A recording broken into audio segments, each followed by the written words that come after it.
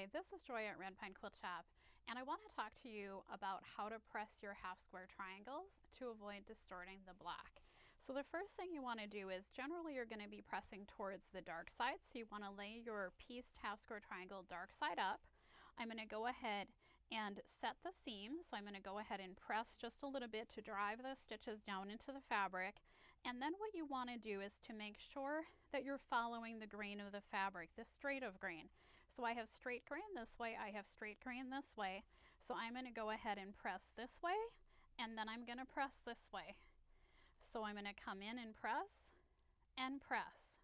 What you want to not do is to come in that way following that angle, because you have all bias along that angle, and that's what you want to avoid.